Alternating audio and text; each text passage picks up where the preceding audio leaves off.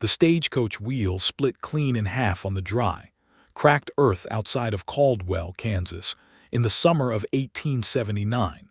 And that was the moment Rosa Harper decided that the West had it out for her personally. She had been thinking it for 3 weeks already, ever since she left Boston with 2 leather trunks, a letter of recommendation from the head mistress of the Marlowe Academy for Girls, and a contract promising her a teaching position at the newly established schoolhouse in the small frontier town of Ember Creek. She had thought it on the train through Missouri when the man across from her spit tobacco juice onto the floor and called it good manners. She had thought it when a dust storm rolled across the Oklahoma territory and turned the sky orange and made her feel like she was breathing ground-up brick. And she had thought it quite seriously yesterday when she discovered that the stagecoach driver, a leathery old man named Burl, had no intention of making scheduled stops and instead ran his horses on whatever whim moved him that particular day. But now, with the wheel lying flat in the red Kansas dirt and the afternoon sun hammering down like something personal and cruel, Rosa stood beside the ruined coach and looked out at a horizon that seemed to stretch forever in every direction, and she thought it with absolute certainty. She did not belong here, not one bit. How long? She asked Burl, who had climbed down from the box and was studying the broken wheel the way a doctor might study a dead patient, which is to say with professional interest and no particular hope. Could be an hour, could be 3, Burl said, pushing his hat back on his head. Depends on whether that ranch over yonder has got the timber for it. Rosa followed his gaze. About a quarter mile off the road, partly hidden by a low rise of scrubby cottonwood trees, she could see the dark shape of a fence line, and beyond that the suggestion of a building or 2. Her other fellow passengers, a traveling merchant named Delbert Goose and a woman named Mrs. Fitch who had not spoken a single word the entire journey, and seemed to Rosa to possibly be made entirely of compressed disapproval, both remained seated inside the stagecoach in the shade. Rosa, unable to sit still in a heat that pressed against her like a wool blanket, picked up the hem of her dark blue traveling dress and began walking toward the ranch. "Miss," Burl called after her, "you sure that is wise?" "No," she said without turning around, "but I am going anyway." The walk was longer than it looked, because distances out here were deceptive in ways that seemed almost deliberate. The land had a way of making things look close when they were far, and making things look simple when they were treacherous. She was breathing hard by the time she reached the fence line, and her boots, perfectly acceptable for Boston streets, were dusted red to the ankle. The fence was well made, she noticed. The posts were straight and sunk deep, and the wire was taut and even. Someone had taken care with it. She followed it to a gate, worked the latch, and stepped through into a yard that held a barn, a windmill turning lazily in the hot wind, a water trough, and a main house built low to the ground from rough-cut timber and plaster, with a covered porch running along the front. There was a horse tied at the porch rail, a big sorrel gelding, and Rosa heard, before she saw, the sound of hammering coming from behind the barn. She rounded the corner and stopped. A man was repairing the back wall of the barn, working a wooden mallet against a stubborn board with focused, unhurried energy. He was tall, broad through the shoulder, wearing a faded blue shirt with the sleeves rolled to the elbow and canvas trousers tucked into worn leather boots. His hat was pushed to the back of his head the same way Burl had pushed his, but on this man it looked less like indifference and more like practicality, like he wanted the shade off his face while he worked. He had dark hair and the kind of tan that came from years rather than seasons, and his jaw was set with the particular concentration of someone who was solving a physical problem through patience rather than force. He heard her approach, or felt it, and turned. Rosa stopped walking. He had dark eyes, nearly black in the afternoon light, and there was something in the way they found her instantly, assessed her without alarm, and then settled into a calm, curious attention that made her forget momentarily that she was hot and dusty and completely out of her element. "Afternoon," he said, straightforward and plain.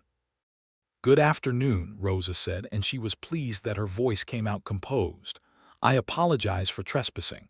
The stagecoach has broken down on the road, and I was told you might have the materials needed for a repair."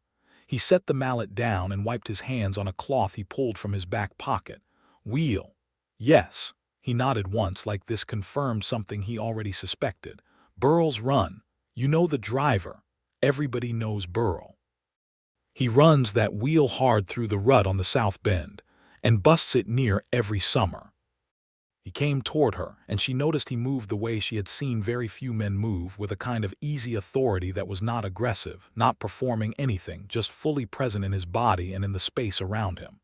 He stopped at a respectful distance and extended his hand. "John Ramsey, this is my ranch." She shook his hand. His grip was firm and careful at once. "Rosa Harper, I'm on my way to Ember Creek." Something shifted in his expression, not quite a smile but close to it. "You are the new school teacher." It was not a question, but she answered anyway. "I am. You have heard of me." "Town has been talking about it since March," he said. "Come on, I will see what lumber I have got." She followed him to a covered lean-to at the side of the barn, where planks and posts and various materials were stacked in organized rows. He walked along them, running a hand over the wood, checking thickness and grain with the ease of someone who knew exactly what was there without needing to look too hard. "This should do," he said, pulling a plank free. "I will bring the wagon around and come help Burl set it right. It is not a hard fix, just takes a second pair of hands." "That is very generous," Rosa said. "I can pay you for the timber." He shook his head. "No need. Burl will owe me a bottle of decent whiskey and we will call it square." She almost smiled. Almost. She was too tired and too hot and too thoroughly overwhelmed by the land and the sky and the relentless openness of everything to give much ground to smiling. But almost. "Is there somewhere I could sit out of the sun while you hitch your wagon?" she asked. He looked at her properly then, taking in the dark circles under her eyes that the dust had not hidden, the set of her jaw that said she was holding herself together through sheer stubbornness. "There is water in the house and shade on the porch. Go ahead and help yourself. Door is not locked." She thanked him and walked to the porch and sat in the wooden chair she found there and took off her gloves and pressed her palms flat against her knees and breathed. The windmill turned. A pair of swallows darted in and out of the barn eaves. Somewhere distant, cattle were lowing low and patient, and the sound of it, combined with the thin, dry wind and the smell of sun-warmed grass, produced in Rosa something she did not expect. It was not peace exactly. It was more like a pause. A single held breath in the middle of everything rushing too fast. She sat with it until she heard John Ramsey bringing the wagon around, and then she stood and followed him back to the road. The repair took him 40 minutes, working with Burl and the efficient shorthand of men who had a shared understanding of practical problems. Rosa sat on a flat boulder near the road and watched, and at some point she realized she had stopped sweating and started paying attention. He was methodical. He did not rush and he did not waste movement. When Burl made a suggestion that was clearly wrong, John Ramsey listened, considered it, and redirected without dismissing it, which Rosa, who had spent years teaching children and managing difficult parents, recognized as a real skill. When the wheel was set and the coach was ready to roll again, John Ramsey helped her up the step with one hand, steady and brief, and then stepped back and touched the brim of his hat. "Safe travels, Miss Harper," he said. "Thank you, Mr. Ramsey," she said, "for the timber and the water and the shade." "Ember Creek is not so bad," he said. "Give it a fair chance." She looked at him a moment. "Is that advice?" "It is just what I have found to be true," he said, and that almost smile was there again, quiet and sincere. The coach rolled away. Rosa watched him through the back window until the dust closed around him and the cottonwoods swallowed the ranch from sight. And then she turned forward and told herself that the slight unsettled feeling in her chest was simply the rocking of the coach on the uneven road. Ember Creek was smaller than the letter from the school board had implied. It had a main street of packed dirt flanked by a dozen storefronts, a livery, 2 saloons, a general store, a church, and a handful of houses radiating out from the main strip like spokes from a hub. The schoolhouse was at the north end of town, a single-room building with fresh whitewash and a small bell tower, and when Rosa pushed open the door and walked inside, she found 12 rough-hewn desks, a chalkboard, a wood stove, and a window that looked out on the open Kansas prairie all the way to the horizon. She stood at that window for a long time. Her room was at the boarding house run by a woman named Harriet Bloom, who was 50-ish and loud, and absolutely nothing like Boston, and who Rosa liked within the first hour despite herself. Harriet brought her supper on a tray that first night and sat across from her while she ate, and gave her a comprehensive inventory of everyone in Ember Creek, their families, their histories, their current disputes, and their general characters, delivered with the cheerful authority of someone who had paid close attention for a very long time. John Ramsey helped fix the stagecoach wheel, Rosa mentioned at some point, mostly because Harriet had worked her way around to the ranches outside of town. Harriet's expression became something complicated and warm. Did he now? That is very like him. Good man, John Ramsey. Lost his father 4 years back, runs the Ramsey Ranch on his own. Never complains about it. Brings firewood to the widow Calloway every November without being asked. He is 28 and not married, which this town considers something close to a personal failing on his part, though he does not seem too troubled by it. Rosa took a sip of water. He told me to give the town a fair chance. Harriet laughed, a real, unself-conscious laugh. He is right. Most people who come out here from back east decide inside the first week that they hate it, and half of them are gone by the second. The other half discover that it gets into you in a way that is hard to explain, and then they cannot leave. Which half do you think I will be? Rosa asked.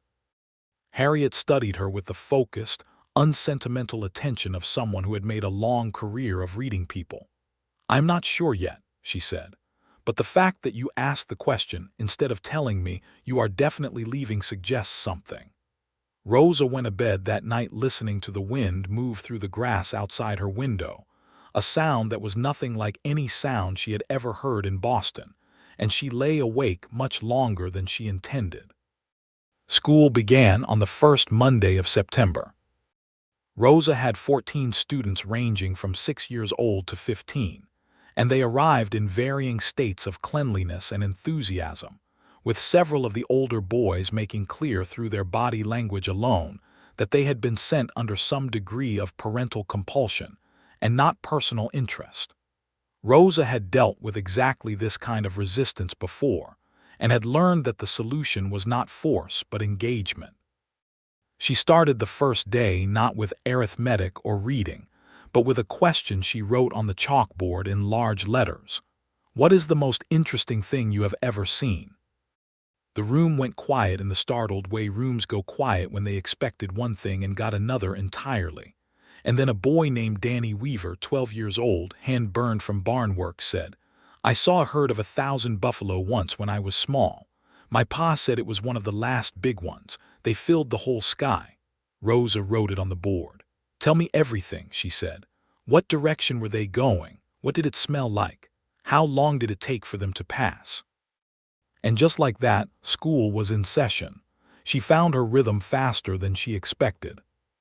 The children were not so different from children anywhere else, full of the same hunger to understand the world and the same capacity for distraction, and the work of teaching was familiar and grounding. She began to know the families, the Weavers, the Gordons, the Calloway children whose father had died the previous winter and whose mother was struggling, the Ochoa family who had been in Kansas long before most of the Anglo settlers and whose oldest daughter, Maria, was one of the sharpest students Rosa had ever taught. She also began to know the town, and the town began to know her. John Ramsey came into town every Saturday for supplies, and she saw him for the first time since the stagecoach on the third Saturday after her arrival, outside the general store. He was loading sacks into the back of his wagon, and he saw her come out of the store with a packet of chalk and a small jar of ink, and he touched his hat and said good morning with the same easy directness he had shown her that first day. "How is the teaching going?" he asked. "Better than I expected," she admitted. "Your town has interesting children. They are good kids," he said, "rough around the edges but solid." She watched him hoist a feed sack like it weighed nothing. "How is the ranch?" "Good, dry. Worried about the river level, but that is nothing new for August." He settled the sack and turned to face her fully. "You are still here." "I am still here," she agreed. "Does that surprise you?" She considered being guarded about it and then decided not to be. "Yes," she said, "a little." He almost smiled. There it was again, that quiet curve at the corner of his mouth that never quite committed to being a full smile but communicated something genuine and warm. "Told you to give it a fair chance." "You did," she said. "I am not sure I am converted yet, but I am still here." "That is enough for now," he said, and went back to loading his wagon, and Rosa walked back to the boarding house and spent an unreasonable portion of the evening thinking about the way he had said that, easy and unhurried, like he had all the time in the world. September became October. The cottonwoods along the creek turned gold, and the mornings developed a bite that Rosa's Boston wool coat handled adequately, though Harriet told her bluntly that she would need proper frontier winter clothing before November, or she would regret it. Rosa made a trip to the dry goods section of the general store and tried to explain what she needed to a young woman named Clara who worked there. And Clara, who had the manner of someone who had been born knowing how things worked in Kansas, helped her without making her feel foolish about it. "Mr. Ramsey bought the last of the good wool flannel last week," Clara mentioned, holding up a bolt of something thick and practical in dark green. "But this is nearly as good, and it will hold up fine." "How often does he come into town?" Rosa heard herself ask. Clara gave her a look that was entirely friendly and entirely knowing. "Every Saturday without fail. Sometimes Wednesdays too if he needs something particular. He is reliable that way." Rosa bought the flannel and took it to Harriet, who could sew, and said she would make something of it. She did not examine too closely why Clara's observation had stayed with her all the way home. The turning point, the real one, came in mid-October.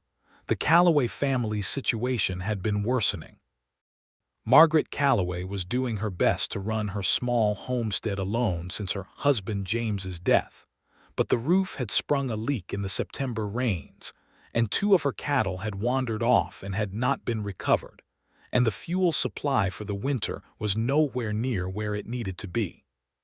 Her children, 8-year-old Thomas and 10-year-old Lucy, had been coming to school increasingly subdued, and finally Rosa asked Lucy directly, gently, whether everything was all right at home. Lucy was a serious, proud girl who had clearly been taught that you did not ask for help before you had exhausted every other option. She held out for a full minute before she said, very quietly, that her mother was having a hard time. Rosa went to see Margaret Calloway that afternoon.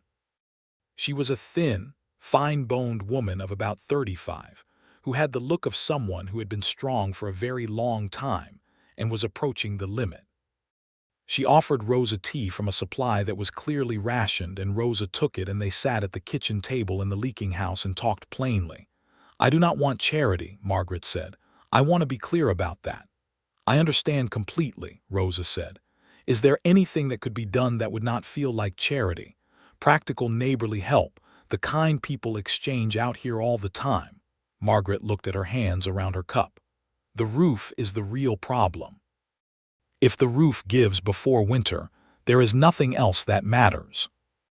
Rosa went back to town and walked directly into the general store and asked Clara, who seemed to know everything about everybody, whether there was anyone who could be trusted to help fix a roof without making a widow feel like she was receiving alms. Clara did not hesitate. "John Ramsey," she said. Rosa found herself at the ranch on a Thursday, which was the first time she had been there since the stagecoach day in August. She had borrowed a horse from the livery, a calm older mare named Bess, and she rode out slowly along the road until she found the fence line and the gate and the yard with the windmill still turning and the sorrel horse at the rail. John Ramsey came out of the barn when he heard her ride up, and there was a moment where his expression moved through surprise and then settled into something warmer that he kept composed but not entirely contained. "Miss Harper," he said. "Mr. Ramsey," she said, dismounting with more competence than she had shown in August, because Harriet had been giving her riding lessons on Thursday afternoons for the past month. She explained about the Callaways. He listened the way he did everything, with full attention and without interrupting. When she finished, he was already nodding. "I have been meaning to get out there," he said. "Heard Margaret was having trouble. I should have gone sooner." He said it without self-flagellation, just as a fact, the kind a person states when they are already making a plan. "Would you be willing?" Rosa asked. "Of course," he said. "I will get some men together. Dale Gordon and his brother have been wanting to do a work day before winter sets in anyway. We can make a proper job of it, roof and firewood both." She looked at him.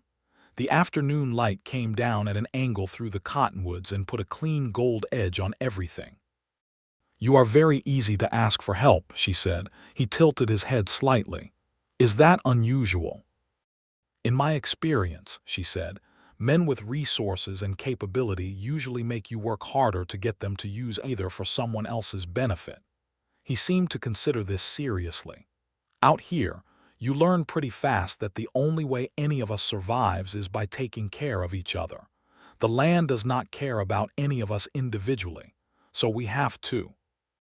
Rosa looked out past the barn, past the fence, at the vast open landscape rolling away in every direction, and she felt something shift in her again, like a door moving on a hinge just slightly. "Can I ask you something?" she said.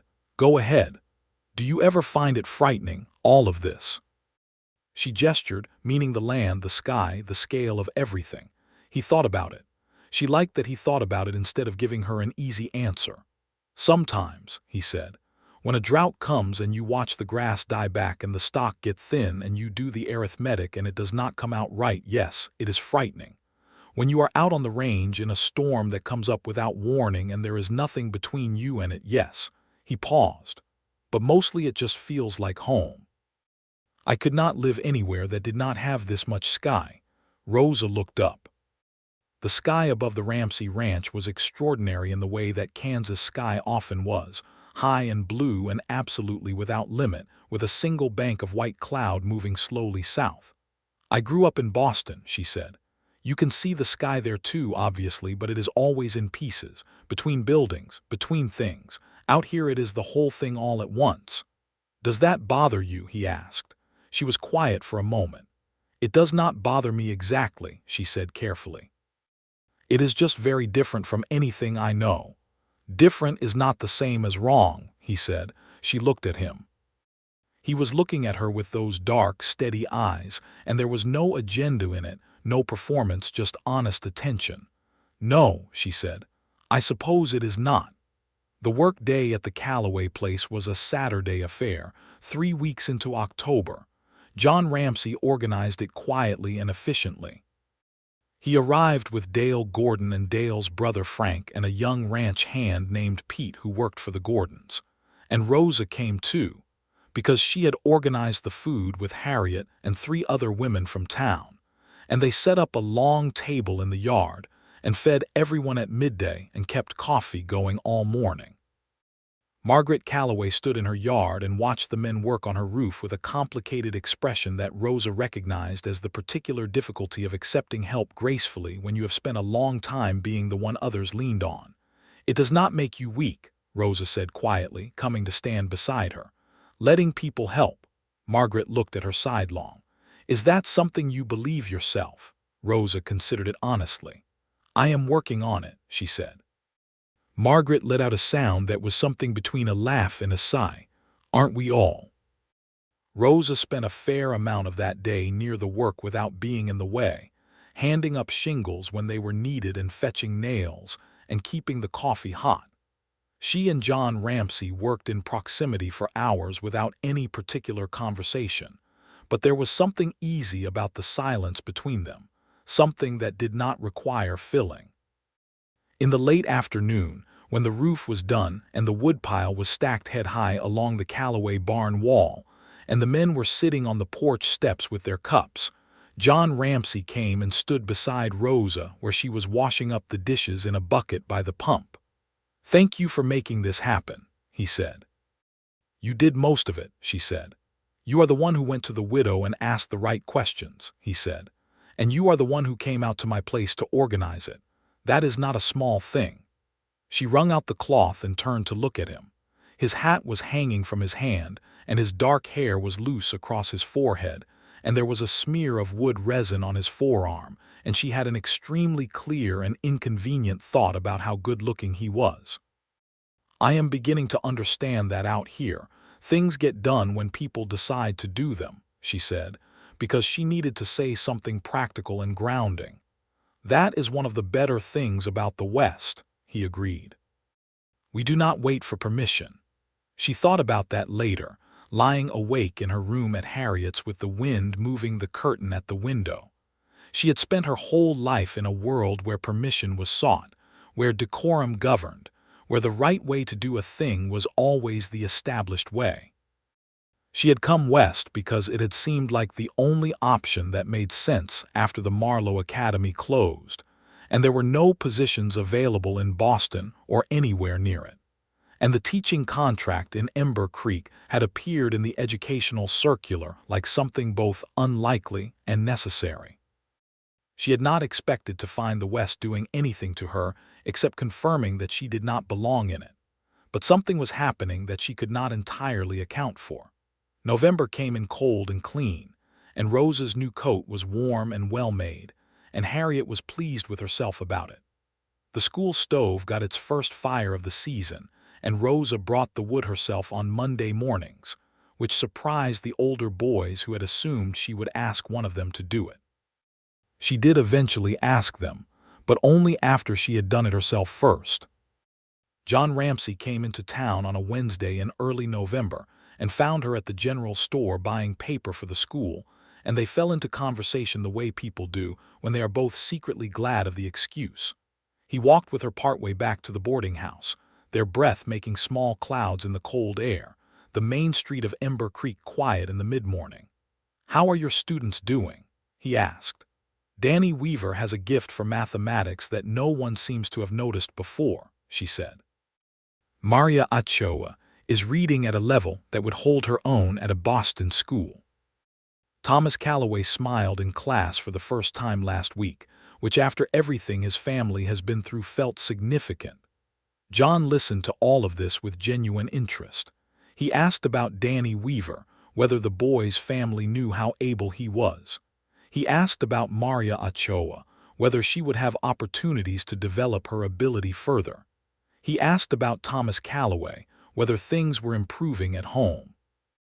Rosa answered each question fully and carefully, and she noticed that he remembered things she had mentioned in previous conversations and asked follow-up questions that showed he had been paying attention.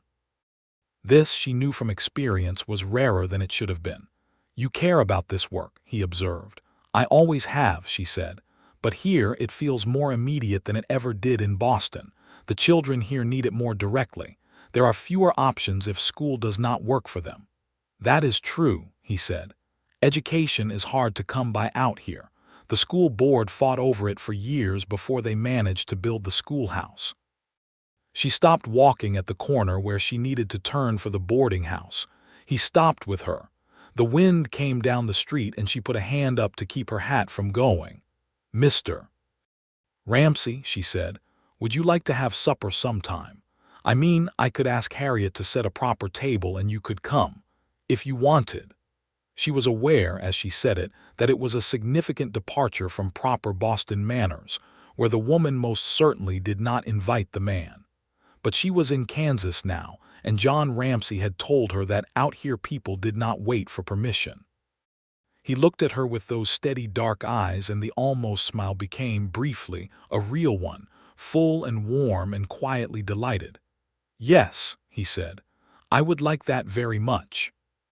Supper was on a Friday evening, and Harriet cooked a roast that she described as a simple supper, and that was in fact a considerably generous meal, and she sat at the table with them for the first half-hour before finding herself urgently needed elsewhere in the house, which Rosa noted with affectionate exasperation. They talked for 3 hours.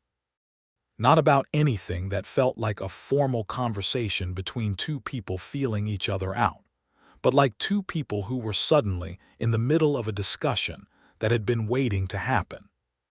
He told her about his father, a man named Thomas Ramsey who had come to Kansas in 1862 from Tennessee and built the ranch from nothing over 20 years.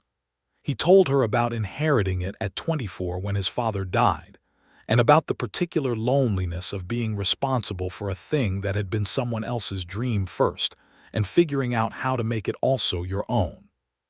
She told him about Boston, about the school where she had taught for 5 years, about the way the city felt familiar and known, and also, if she was honest, a little like a place that had been designed for a version of her that had never quite materialized.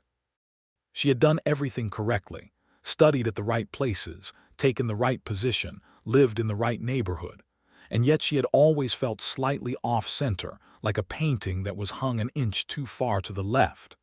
"Why did you take the position here?" he asked. She looked at her hands on the table. "The practical answer is that the Marlowe Academy closed and there was nothing comparable available in the East. The honest answer is that, when I read the advertisement for the school in Ember Creek, something in me said yes before I had finished the first line, which surprised me, because I had spent 26 years being very certain that my life was in Boston." "How old are you?" he asked. 27 now," she said. "I arrived at 26 and became 27 in September." She paused. "I had no idea when I accepted the position that the West would feel like this." "Like what?" he said, and his voice was different, quieter, more careful. She looked up at him. "Like something is happening here that I did not plan, something I do not entirely have a name for yet." The silence between them was not empty. It was full of something they were both handling carefully. "I know what you mean," he said. "The first snow of the season came in the last week of November, and it transformed the landscape in a way Rosa had not expected. She had known snow her whole life, the particular gray-white slush of Boston winters, the snow that accumulated on stoops and got trampled into the streets by 10 in the morning. But this snow came down out of a sky that was absolutely quiet and covered the Kansas prairie in a clean, unbroken white that extended all the way to the horizon and made the world look new." She stood at the schoolhouse window before the students arrived and looked at it for a long time. John Ramsey came by the school that morning, which was unusual enough that it made her immediately alert. He had ridden in early, he said, to check on a delivery at the general store, and he had seen the light in the schoolhouse window. He knocked on the door and she opened it and let him in out of the cold. "Have you seen this before?" she asked, gesturing at the snow through the window. He came to stand beside her at the window. They were close enough that she could feel the cold coming off his coat and the warmth underneath it. "Every winter," he said, "but it does not get old." "No," she said. "I can see that it would not." She felt him look at her rather than at the snow. "Rosa," he said, and it was the first time he had used her given name without the miss in front of it, and it was so quietly done that it took a second for her to register the significance of it. She turned to look at him. He was watching her with an expression she had not seen on him before, open and a little unguarded in a way that his usual composure did not often allow. "I think you know," he said, and then stopped and started again. "I think you know that I am not a man who says things easily. I tend to think for a long time before I speak." "I have noticed," she said softly, "but I have been thinking about this long enough," he said. "I would like to court you properly if you are willing. I am not asking you to decide anything right now, and I am not making any assumptions. I just want you to know that my intentions are honest and clear." Rosa looked at him for a long moment. The snow came down outside the window. The school stove ticked in the quiet. "John," she said, and his name in her mouth felt like a threshold she had just crossed, "I think you should know that I am still not entirely sure I belong here, in the West, in Kansas. I have days where I look at this land and I feel like a foreign object in it, like something that was set down in the wrong place. "I know," he said.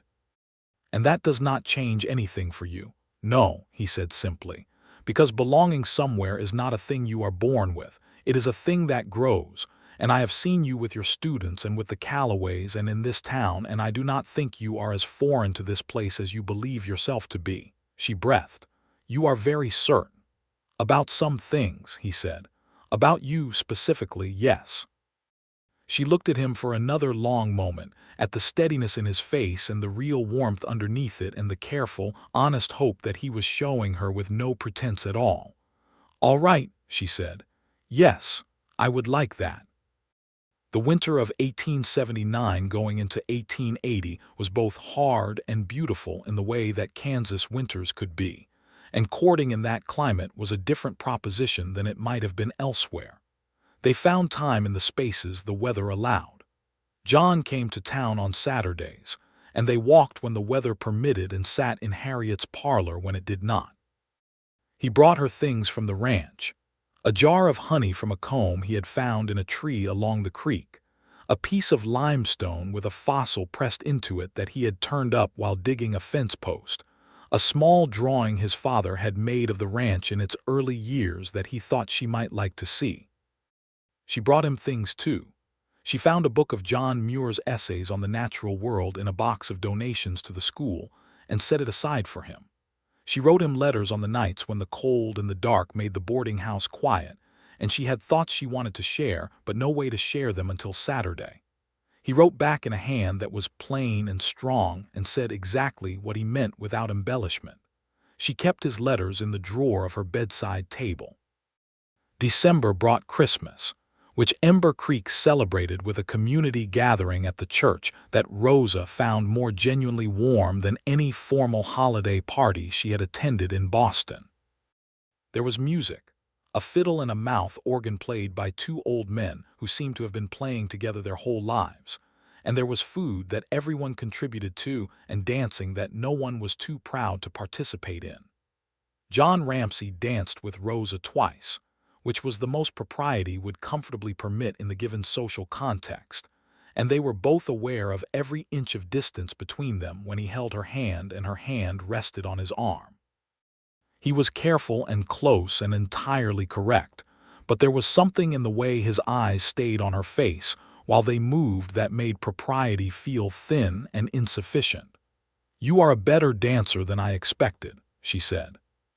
"My mother was from Georgia," he said. "She said a man who could not dance was a man who had not paid attention to what mattered." "She sounds wonderful," Rosa said. "She was," he said. "She died when I was 16. I think she would have liked you." Rosa felt the particular warmth of that land in her chest. "What makes you say so?" "She had no patience for pretense," he said. "She liked people who meant what they said and were not afraid to say it." He paused. "She was also a reader. She would have borrowed every book you own." Rosa laughed, and the laugh was real and unguarded, and John Ramsey looked at her when it happened with an expression that was no longer a quiet almost smile, but something full and clear and warm that he did not bother to contain. January was hard in the practical way that January on the Kansas plains could be, with a cold that did not let up and a wind that came across the open country with nothing to slow it. The school attendance fell on the worst days because some families lived too far out to make the journey safe for children in the cold, and Rosa spent those quiet schoolhouse mornings writing lesson plans for when the weather broke and thinking about things that were not entirely lesson plans. She was thinking about belonging. It had become a recurring internal argument, a circle she walked around in her own mind. She was good at what she was doing here. She knew that, with the clear-eyed certainty she reserved for things she could actually evaluate.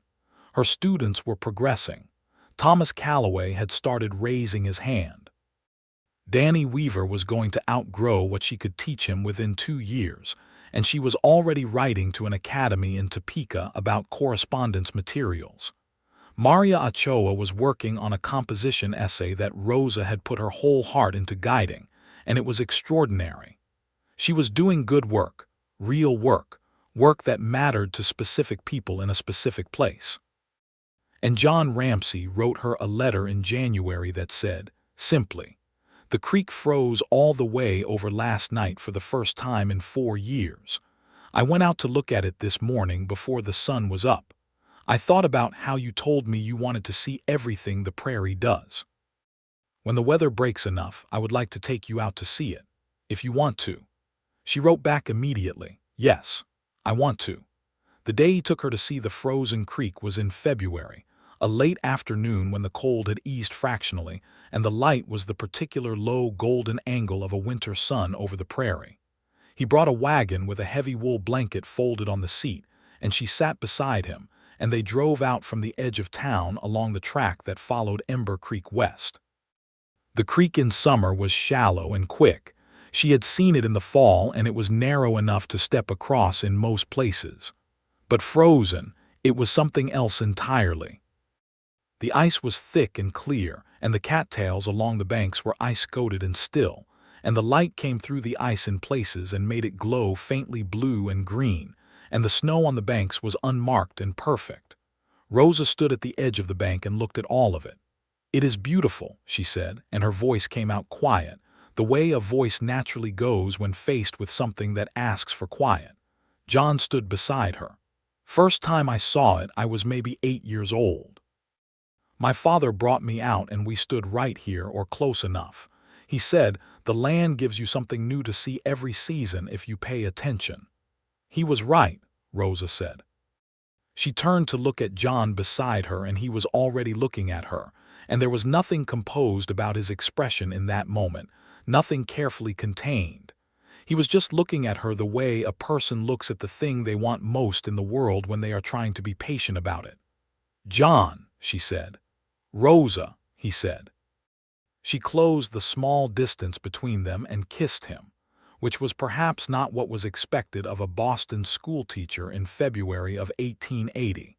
But she had been in Kansas long enough to know that out here people did not wait for permission. He kissed her back, warm and careful and then less careful, and his hands came up to her face, and she felt the calluses on his palms and the gentle certainty of his touch, and the frozen creek caught the fading light around them, and the prairie was silent in every direction for as far as sound could travel. When they separated, both of them were breathing differently than they had been before. "I have wanted to do that since October," she said.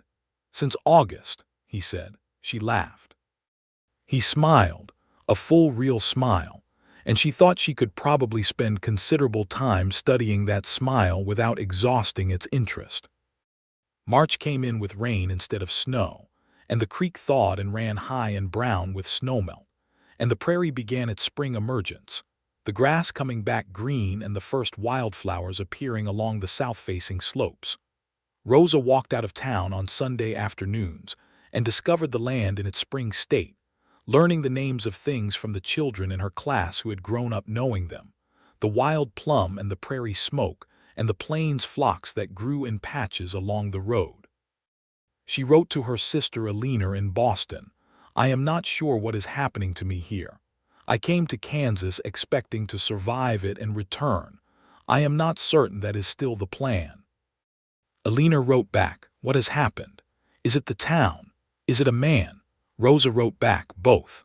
And also the sky." Alina, who was 30 years old and married to a perfectly adequate man named Gerald and lived in the neighborhood where they had both grown up, wrote back, "Rosa Harper, you have always had the most inconvenient heart." Rosa laughed at that letter alone in her room at Harriet's and folded it carefully and put it in the drawer with John's letters. She told John about it on a Saturday afternoon in late March when they were walking along the creek south of town. He listened with that full attention quality he always had, and then he said, "Is she right?" "About my heart being inconvenient," Rosa said. "Almost certainly. It has never done what I expected it to." He took her hand. They had been less formal with each other since February, not improper by any standard but less careful.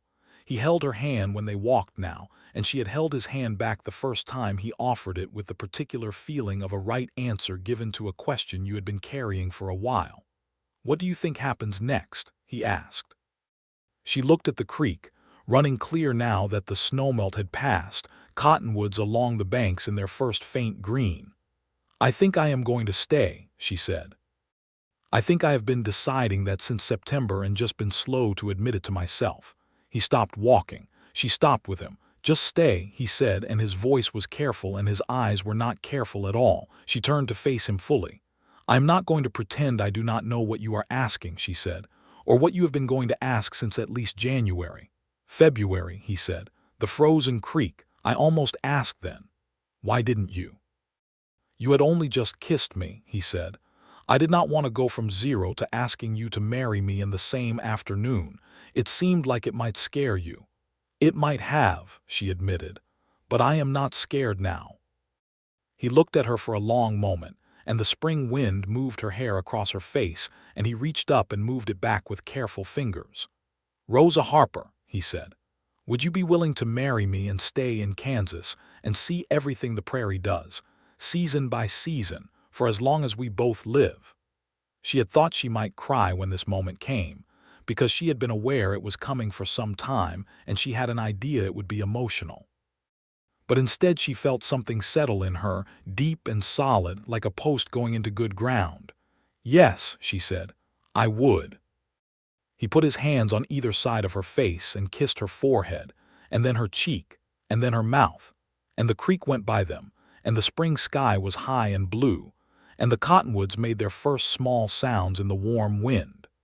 They told Harriet first, because it seemed right that she should know before anyone else, and Harriet received the news with the enormous satisfaction of someone who had seen it coming from the first week, and had enough grace not to say so too directly.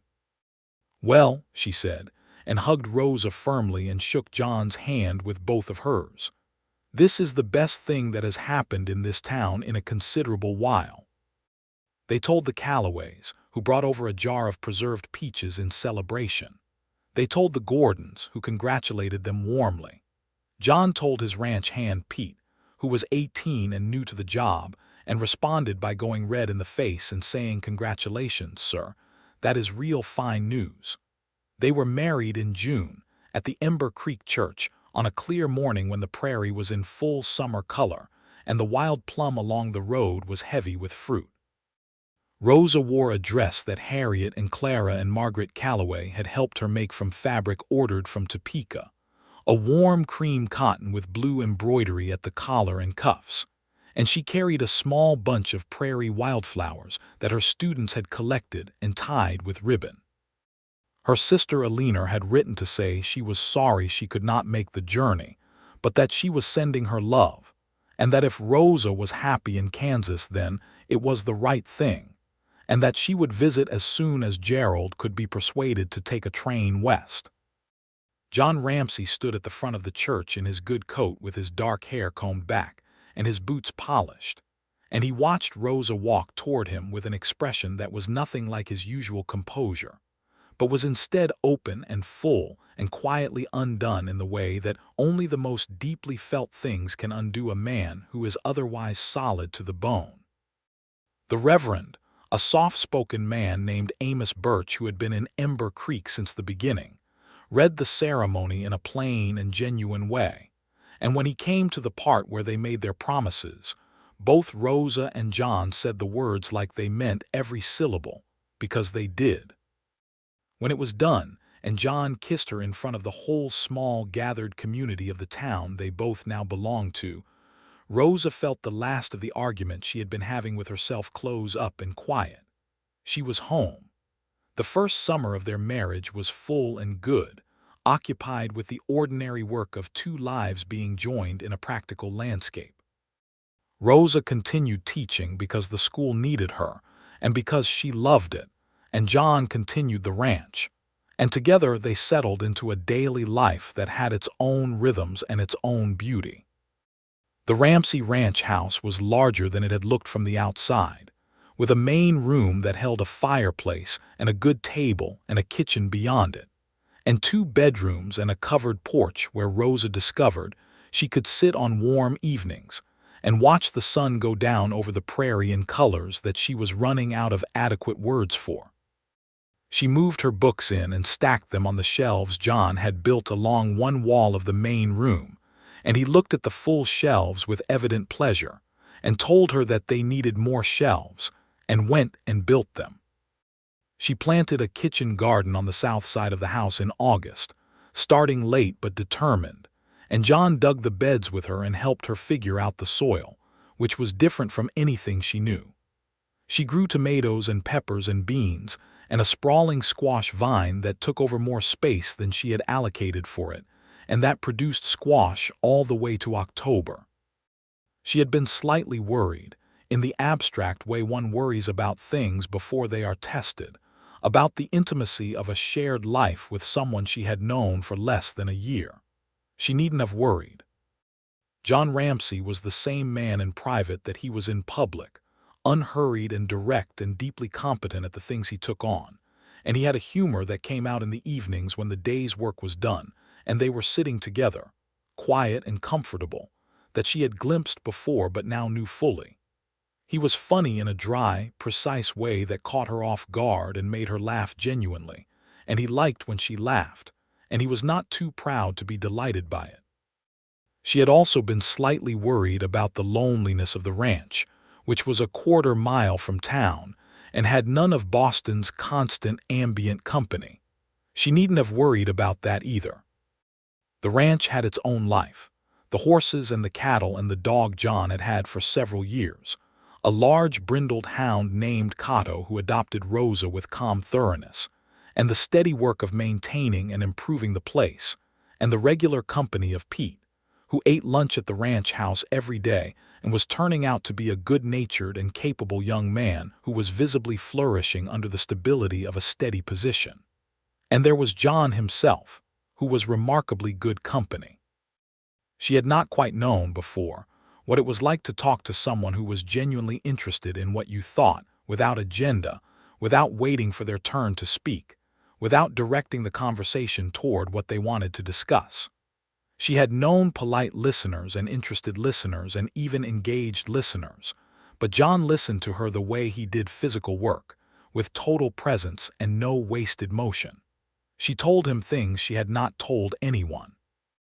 About the years at the Marlowe Academy where she had felt capable and purposeful, but also, underneath, like she was waiting for something she could not name. About the way Boston had begun to feel like a room with very high, very beautiful walls that did not open onto anything beyond themselves. About the fear she had felt on the train west, which was not just about the journey but about the person she might be becoming. He told her things in return. About the grief of losing his father, which had been complicated by the responsibility that came simultaneously with it, so that there had been no clean space in which to simply miss the man without also managing the ranch he had left behind. About the years of running the ranch alone that had been satisfying, and also, truthfully, sometimes profoundly quiet in a way that was not the same as peaceful. About watching other men in Ember Creek build families and feeling the weight of his own solitude not as something painful exactly, but as something he was increasingly aware of. I had gotten used to it, he told her one evening in October, their first fall together, sitting on the porch as the temperature dropped and the stars came out over the prairie with their western density and clarity. The quiet, I had told myself I liked it. Did you? Sometimes, he said honestly. But not the way I like this. She reached over and took his hand, and he turned his hand over and held hers back, and they sat in the full and quiet night while Cato slept at their feet, and the horses moved in the corral, and the windmill made its slow turning sound. That winter Rosa discovered she was expecting a child, and she sat with the knowledge for 2 days before she told John because she wanted to be sure, and also because she wanted to find the right way to say it.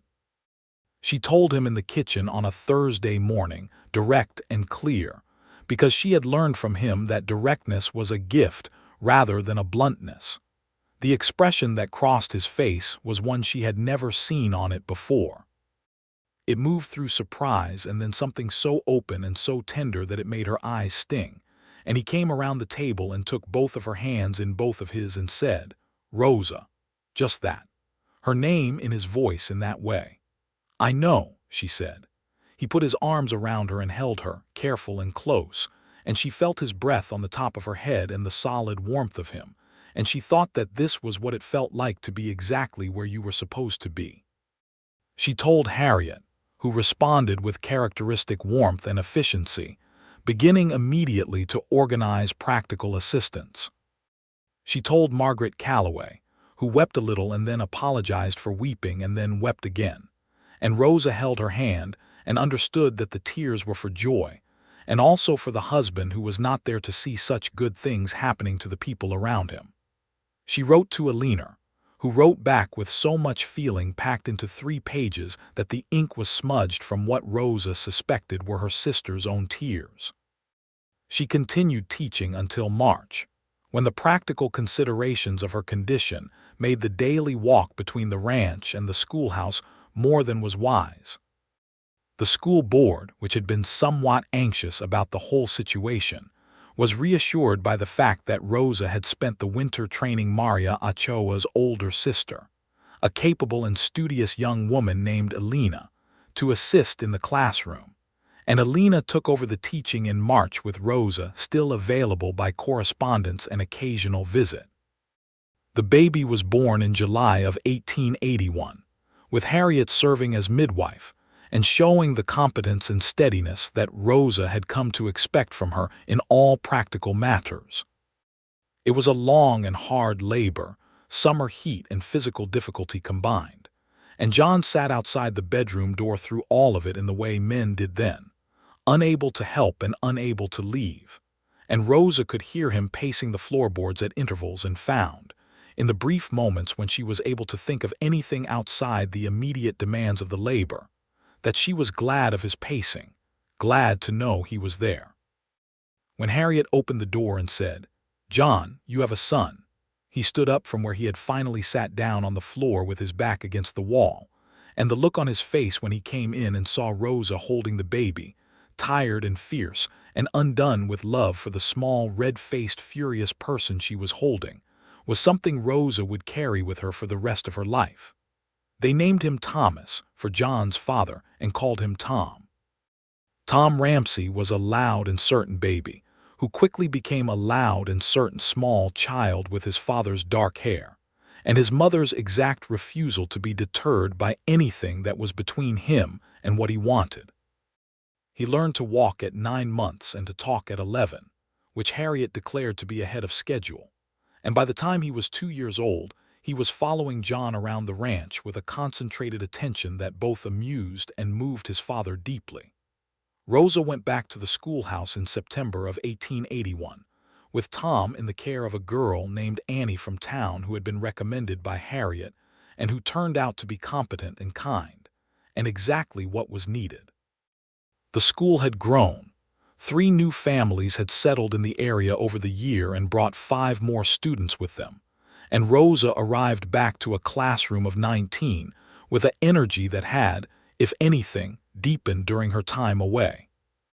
Alina Ochoa, who had done well in Rosa's absence, stayed on as Rosa's assistant, and Rosa found the arrangement not only practical but genuinely good for the school, since Alina brought a knowledge of the land and the community's history that Rosa was still building, and that complemented her own training in useful ways. Danny Weaver, now 15, was doing correspondence work from the Topeka Academy that Rosa had arranged, and when she had shown the materials to John, he had read them with interest and said that he thought perhaps there might be a way to help Danny get to Topeka for proper schooling when he was old enough, and Rosa had looked at him over the table and felt a surge of love so strong it surprised her, which it sometimes still did, the sheer specific weight of loving this particular man. "You would do that?" She said. "We would do that," he said. "It would not just be money. It would mean he had somewhere to come back to, people who know him."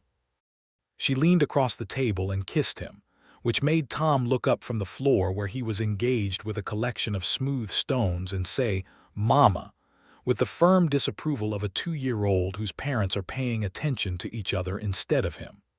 John laughed out loud and Rosa laughed too, and Tom, satisfied that he had restored the proper order of things, went back to his stones.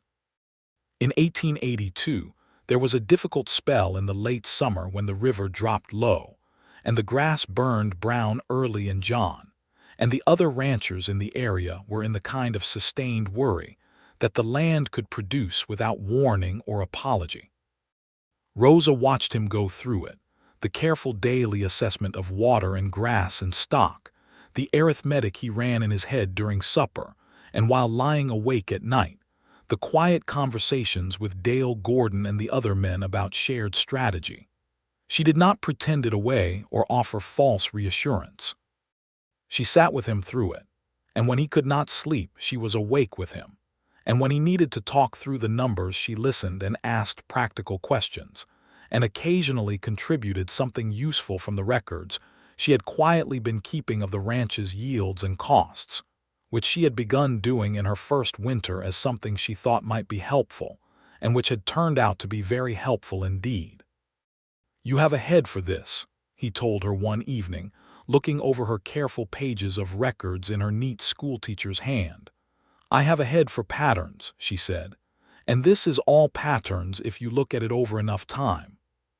He put his hand on the back of hers where it rested on the table, not doing anything, just resting there.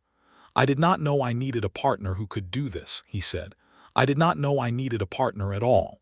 I had convinced myself I was managing fine alone." "You were managing fine alone," she said, "but this is better. This is a great deal better," he said.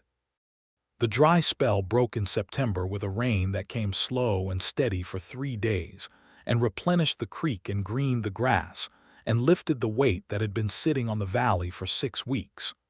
John stood in the yard in the rain, and Rosa stood beside him, and they both looked up at the gray sky with undisguised relief. She slipped her hand into his. He squeezed it. "The land gives you something new every season," she said, "if you pay attention." He looked at her, and she saw his father in the words she had just used, and he saw that she knew it, and something passed between them that was deep and private and entirely real. "My father would have said that," he said. "I know," she said. "You told me he did." He put his arm around her shoulders, and she leaned into him, and they stood in the rain until Tom, indoors with Annie, began making the particular escalating noise that meant he was heading toward a tantrum, and they went in laughing. 1983 brought 2 good things within the same year. The first was Eleanor's long-promised visit. She arrived on the train in April, her husband Gerald in reluctant tow, and stepped off the platform in Ember Creek looking around with the alert, slightly overwhelmed expression of someone from Boston seeing the Great Plains for the first time. Gerald, who had been skeptical of the whole enterprise and made this clear throughout the planning stage, stepped off behind her, looked at the enormous sky, and said nothing for a full 2 minutes. Rosa hugged her sister on the platform for a long time without saying anything. Eleanor was taller than Rosa remembered, and also somehow more like herself, if that made sense, more certain in her manner, and she and Rosa fell immediately back into the shorthand of sisters who have been close their whole lives. Rosa showed her everything: the schoolhouse, the ranch, the kitchen garden that was now well established and productive, the creek where the cottonwoods were in their spring green, the spot where she and John had stood the previous September in the rain. She showed her Tom, who was nearly 2 and built like a small, determined ox, and Eleanor fell somewhat helplessly in love with him immediately. "He looks like John," Eleanor said. "He does," Rosa agreed. "Except when he is angry. When he is angry, he looks like me." Eleanor laughed, and Tom looked at her with the imperious interest of a toddler being assessed. John took Gerald out to the ranch on the second day, and Rosa watched the unlikely pair ride out together on horses with private amusement, because Gerald was not a natural horseman, but he was a man of genuine good faith who would not be deterred by a thing like not knowing how to ride from doing the thing that seemed required. They came back 4 hours later with Gerald looking thoroughly rattled and broadly delighted, and John looking like a man who had found the visit more enjoyable than he had expected. "Your husband is a good man," Gerald told Rosa over supper that evening, in the particular straightforward way of men who have assessed each other in physical circumstances and reached a conclusion. "I know," Rosa said, but thank you for confirming it." Alina came to Rosa's room that night, as she had always done when they were girls and there was something that needed saying in private, and they sat on the bed like they were 15 again, and Alina said, "You are happy." "I am," Rosa said. "Not just saying that." "Not just saying that," Rosa confirmed. "I am genuinely, specifically, thoroughly happy. I did not know it could be like this." Alina looked at her with the complex love of a sister who has watched you make your whole way to something she could not have predicted and is entirely glad. "You belong here," she said. Rosa felt the words settle into her in a way she had been feeling for a long time now. "I know," she said. "I do." Alina and Gerald stayed 2 weeks, which Gerald had initially budgeted at 5 days, and left with promises to come again next spring, and with Gerald's solemn assertion to John that the man had the finest ranch land he had personally ever had the opportunity to be thrown from a horse on, which John received with complete gravity. And then, after a beat, let out the kind of laugh Rosa had only heard a handful of times, the deep, full one that he kept for things that genuinely surprised him with their humor. The second good thing that year was that Danny Weaver went to Topeka. He was 17, tall and nervous in the measured way of someone who is afraid not of failure, but of how much they want something. Rosa and John took him to the train themselves, and Rosa gave him a bag of books and a letter of introduction to the director of the academy, and John gave him an envelope with enough money to cover his first semester, and a handshake that said more than the money did about what they both meant. Danny stood on the platform and looked at them both and said, "I do not know how to thank you." "Come back and teach here," Rosa said, "when you are done." He came back 3 years later with a teacher's certificate and a wife named June. And Rosa, who was by then mother to Tom, and to the daughter they had named Louisa in 1884, stood in the Ember Creek schoolhouse on Danny Weaver's first day of teaching, and felt something that she could only describe as a circle completing itself. Louisa had arrived in April of 1884, a winter baby who came into the world with her mother's reddish hair and her father's serious expression, and a pair of lungs that impressed everyone in the vicinity of the ranch. John held her in the early morning of the day she was born, while Tom, now nearly 3, sat on the bed beside Rosa and examined his sister with the grave scientific interest of someone encountering a remarkable natural phenomenon. "She is very small," Tom observed. "You are also very small," Rosa told him. "I'm not small now," Tom said, with complete accuracy and considerable satisfaction. John looked up from Louisa's face and across at Rosa, and there was everything in his eyes. Everything the ranch had been, and everything she had brought to it, and what they had made together, and what was still ahead, and the morning light coming through the window onto the bed where the 4 of them were gathered. "Rosa," he said. "I know," she said. And she did.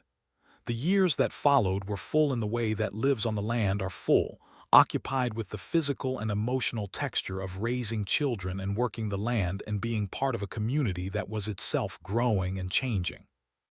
Ember Creek added a doctor in 1883, a fact that Rosa had advocated for loudly to the town council, and a second general store in 1885, and a new church building in 1886 that was larger than the original.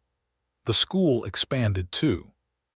Alina Ochoa's careful work during the years she had assisted Rosa had led to the school board authorizing a second classroom in 1884, and Alina became its teacher, which Rosa advocated for as firmly as she had advocated for anything. There was some resistance, because Alina Ochoa was the daughter of a Mexican family who had been on the land longer than most of the Anglo settlers, and some members of the board were not as comfortable with that reality as they should have been, and Rosa said so plainly and without softening it at the board meeting where it was discussed. John, who was present at that meeting, said nothing at the time. On the walk home afterward, he said, "You handled that well." "I am angry about it," she said. "I know," he said.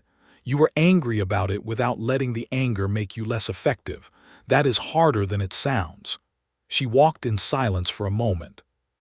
"Alina is the best teacher for that classroom," she said. She knows every family in this town. She knows this land. She speaks to those children in a way I never entirely can because she is from here in a way I am not. And she deserved to be heard on those grounds alone, John said, not in spite of who her family is. Yes, Rosa said. Exactly. Alina got the position. She taught at Ember Creek School for 20 years after that, and was beloved in the way that the best teachers are, in ways that outlast the classroom. Tom Ramsey grew up the way his parents might have expected if they had known enough to predict it, with John's physical confidence and Rosa's intellectual ferocity, and a combination of both that made him simultaneously the hardest-working boy on any work party, and the one most likely to have a book in his back pocket. He rode by the time he was 4, properly by the time he was 6, and by the time he was 10 John had begun teaching him the real work of the ranch with a care and patience that Rosa watched from a distance and felt moved by, the passing of something important from one generation to the next. Louisa was different from her brother in every dimension except stubbornness, which they shared equally. She was small and precise where Tom was large and physical, and she had inherited Rosa's bent for language and John's bent for observation, and the result was a child who recorded everything in a series of notebooks she kept with fierce privacy, and who, when Rosa finally got a look at one when Louisa was 12, was writing with a clarity and feeling that made Rosa sit quietly for a long time afterward. She should be a writer, Rosa told John. Does she know that? He asked. She has not said it yet, Rosa said, but she will. Louisa did say it, at 15, and Rosa helped her the way she had helped Danny Weaver, with letters to institutions and books, and the steady conviction that what a person was meant to do was worth fighting for. In the summer of 1889, when Tom was 8 and Louisa was 5, and the ranch had been through 4 good years in succession, and the schoolhouse was the most attended it had ever been, John and Rosa sat on the porch on an evening in July that was warm and still and full of the sound of the grasshoppers in the grass and the occasional call of a nighthawk overhead. They had been talking about something practical, the kitchen garden's yield or the new fence line John was planning or something of that ordinary substance, and then the conversation had stopped in the comfortable way it stopped between them, into a silence that was full rather than empty. "Do you remember," Rosa said after a while, "the first thing you said to me?" He thought about it. "Afternoon," he said. "I said afternoon." "You did," she said. "Very eloquent." "And you said you were from the stagecoach," he said. "Very formal." "I was trying to project competence," she said. "I was entirely at sea." "You did not look it," he said. She looked at him. "Truly." "You looked tired and dusty and like you had no intention of being defeated by either," he said. "Which is not the same thing as not being at sea, but it is its own kind of competence." She laughed softly. "I was so sure I did not belong here," she said. "I was absolutely certain of it." "I know," he said. "You told me." "I didn't I?" she said. "More than once." "You did," he said. "And I told you that you belong right here. Every time." She looked at him in the warm evening light at the lines that 10 years had put at the corners of his eyes and the gray that had begun at his temples and the hands that rested on the arms of the chair, scarred and strong and completely familiar to her, her most familiar landscape after the ranch itself. "You were right," she said. "You were right from the beginning." He reached over and took her hand. "So were you," he said. "You just needed more time to see it." She laced her fingers through his and looked out at the prairie, the long grass moving in the faint evening wind, the last colors leaving the western sky, the first stars coming out one by one in the deep blue above the horizon. 10 years ago she had stood on this land and felt like a foreign object in it, like something set down in the wrong place. She had looked at the sky and felt overwhelmed by its size. She had looked at the distances and felt lost in them. Now she looked at the sky and felt it as the exact right amount of sky. She looked at the distances and knew them, knew what was out there, knew the shapes of the land for miles in every direction, knew where the creek ran and where the grass grew best, and where the plum trees bloomed in spring along the south-facing bank. She knew the names of every child who had sat in her classroom. She knew the histories of the families in this town, their particular griefs and their particular joys. She knew where Margaret Calloway kept her extra candles, and how Danny Weaver took his coffee, and what Elena Ochoa's grandmother had planted in the garden behind the Ochoa house before any of the Anglo settlers had arrived in this valley. She knew the sound of the windmill at night when the wind was from the north. She knew the smell of the grass after rain, and the look of the sky before a storm, and the particular quality of January cold that was nothing like any cold she had known before, and was now simply the Kansas winter, her winter, the cold that belonged to the place where she lived. And she knew this man beside her, this steady and good man, the calluses on his hands and the sound of his laugh and the way he looked at her when he thought she was not watching, full and clear and warm, the same way he had looked at her beside the frozen creek in February of 1880, like she was the thing he had been waiting for without knowing he was waiting. "I want another one," she said. He turned to look at her. "Another what?" "Child," she said, "if we are lucky enough."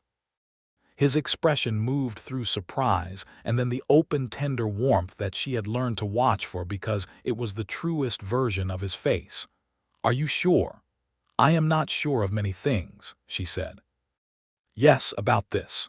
He lifted their joined hands and pressed his mouth to the back of hers.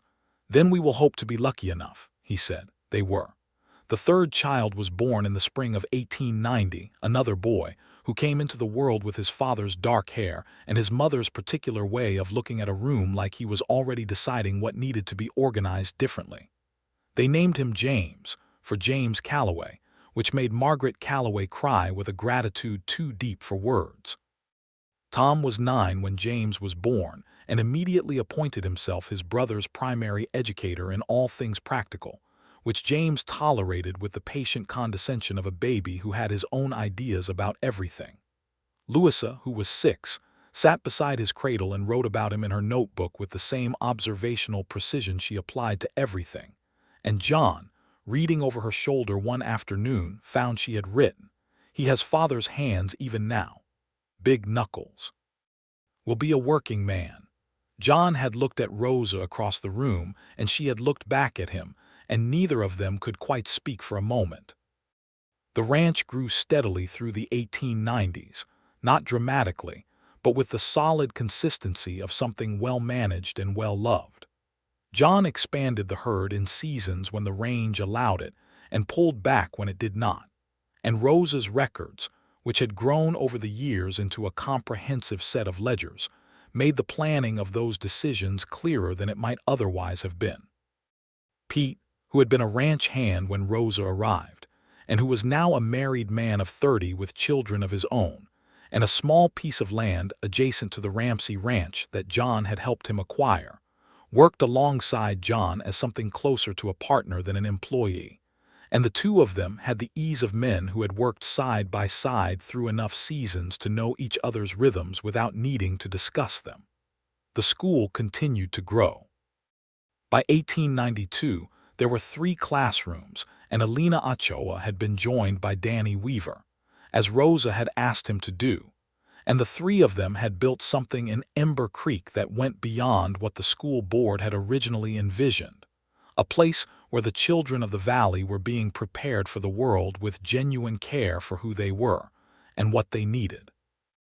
Rosa stayed until 1895, when Tom was 14 and James was 5 and Louisa was 11, and had already decided that she was going to the Women's Normal College in Lawrence when the time came. And Rosa finally agreed with the school board that Elena and Danny, who had built their own deep roots in Ember Creek, could sustain what she had started, and that she could step back to part-time, and eventually to the advisory role that she moved into naturally. Because the school was no longer entirely dependent on her in the way it had been in the beginning, she spent those years writing. She had not planned to. But she had been keeping her own journal since arriving in Kansas, detailed and honest accounts of the life she had found herself in, and John, who had been reading them quietly for years, told her one evening that they should be more than a private record. "Who would read them?" she said. "Lots of people," he said. People back east who think they know what this is. People out here who have never seen their own life written down. She began sending pieces to a periodical in Lawrence, a journal that published writing about the Western Territories, and her first contribution appeared in 1893 under her full name, Rosa Ramsey, and received more response than the editor had anticipated, and led to a regular correspondence. She wrote about teaching on the plains and about the land in its seasons, and about what it meant to belong to a place you had not been born to, and she wrote about it with the precise honesty she had learned from John, and the language she had carried from Boston, and the knowledge she had earned from 15 years of paying close attention to where she was. Louisa read everything she published. At 14, she said to Rosa, "This is what I want to do, what you do." "Right," Rosa said. "See things clearly and put them down," Louisa said, "so other people can see them too." Rosa looked at her daughter, this small, precise, fierce girl with the red hair and the serious eyes and the notebooks full of everything she noticed, and felt the particular pride that has nothing to do with ownership and everything to do with witnessing. "Then do it," she said.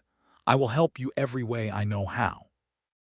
Tom, who was by then doing the real work of the ranch alongside his father with the practiced ease of someone who had been built for exactly this, was married at 23 to a woman named Clara Osgood, daughter of the same Clara who had worked at the general store when Rosa first arrived. And the wedding was held at the ranch on an October day when the cottonwoods were gold, and the sky was high and blue, and every person in Ember Creek seemed to be in attendance. Rosa stood next to John during the ceremony under the cottonwoods, and he held her hand the way he had been holding her hand for 20 years, firmly and without ceremony. And she thought about standing in the Ember Creek Church in June of 1880 in her cream dress with the blue embroidery, and about the frozen creek and the snow and the October afternoon when she had first come to the ranch with a problem to solve and found, somewhere in the process of solving it, something she had not known she was looking for. James at 12 was a practical and grounded boy who had already decided that he wanted to ranch, and was learning with the same close attention Tom had shown at the same age, which pleased John in a way that he expressed simply by asking him good questions about what he was observing. Louisa went to Lawrence in 1901 and wrote Rosa a letter every week of the 4 years she was there, and sent her work home for Rosa's eyes before anyone else's. And Rosa read it carefully and wrote back with the same attention she had given her students and the same love she gave her children, which in Louisa's case were not so different. In 1905, John and Rosa Ramsey celebrated their 25th year of marriage at the ranch, with the family gathered in the yard as it had been for Tom's wedding, and Tom's wife Clara, and the 3 grandchildren who had so far arrived, and James at 15, and Pete and his family from next door, and Harriet Bloom, who was 70 and entirely unchanged in her fundamental character, and Margaret Calloway, who was grayer and sturdier than she had been in the hard years of her widowhood, and Danny Weaver and his wife June and their own children, and Alina Ochoa, who was the longest-serving teacher in Ember Creek's history. Rosa stood in the yard of the ranch she had been riding toward on a broken-down stagecoach 25 years ago, with the people she loved all around her and the Kansas sky overhead in its late summer blue, and she thought about the woman she had been then, 26 years old and absolutely certain she did not belong in this place, looking at a horizon that went on forever and feeling afraid of its size. She was not afraid of it now. She was grateful for it. John came to stand beside her. He was 53 and his dark hair was more gray than dark now, and the lines of his face were settled and deep, and he looked exactly like himself, exactly like the man who had turned from repairing a barn wall on an August afternoon in 1879 and found her standing there in her dusty Boston clothes, out of place and uncertain and already somehow in the first small beginning of belonging. "What are you thinking?" he asked. She looked at the prairie. The grass moved in the wind. The windmill turned. Somewhere Tom's oldest child, a 4-year-old boy named William who had inherited John's dark eyes and nobody's patience, was chasing Cato's grandson, a younger and faster version of the same brindled hound, across the yard. "I am thinking about how you told me I belong right here," she said. "I remember," he said. "You were right," she said. "You were completely and entirely right." He put his arm around her shoulders, the same way he had stood with her in the rain in 1882, and she leaned into him and felt the solid warmth of his side and the familiar weight of his arm, and 25 years of accumulated mornings and seasons and harvests and winters and spring returns. "I am generally right," he said, very dry, and she laughed and turned to look at him, and his eyes were warm and full and everything she had ever needed to see. "Don't push it," she said. He kissed her temple, and she heard, from across the yard, Harriet say something sharp and affectionate to someone who was getting too close to the food table before the time, and little William let out a peal of laughter chasing the dog, and James said something to Tom that made Tom laugh in the way he laughed when he was truly amused, open and genuine, his father's laugh in a younger face. The sun moved over the Ramsey ranch, and the cottonwoods made their sound in the warm wind, and the prairie went on and on to the horizon in every direction, vast and beautiful and uncontained, and Rosa Harper Ramsey stood in the middle of it all and was home. She wrote about it that night in her journal, after everyone had gone and the house was quiet, and John was asleep beside her, and James's light was still on under his door, because he was a reader like her and a night person like her, and she had long since stopped telling him to turn the lamp off. She wrote, "25 years ago I stood in this yard and thought the West had it out for me personally. I thought I was a foreign object set down in the wrong landscape. I thought belonging somewhere was a thing you were born to or you were not, and that I had been born to somewhere else and could not change it. I was wrong about all of it. Belonging is not a birthright. It is a practice. It is a choice made repeatedly in every season, through the hard ones and the beautiful ones. It is the names of children learned and bread broken and roofs repaired and creeks watched in winter and spring and summer and fall. It is a hand held in the dark. It is a man who looked at me with steady eyes and said simply that I belong right here, and who was right not because he could see the future but because he could see, better than I could, what I was capable of becoming. I belong here. I have belonged here for a long time. I will belong here for whatever time remains, and I am grateful every single day that I got on that stagecoach and that the wheel broke, and that a rancher with a mallet and patient hands turned around and said good afternoon." She closed the journal and set down the pen and turned the lamp to low, and lay in the quiet Kansas night beside her husband, and listened to the wind move through the grass, and the windmill make its slow, familiar turning, and she closed her eyes and slept soundly in the center of the life she had built and chosen and loved, in the land that had opened up under her and taken her in and become, entirely and forever, her own.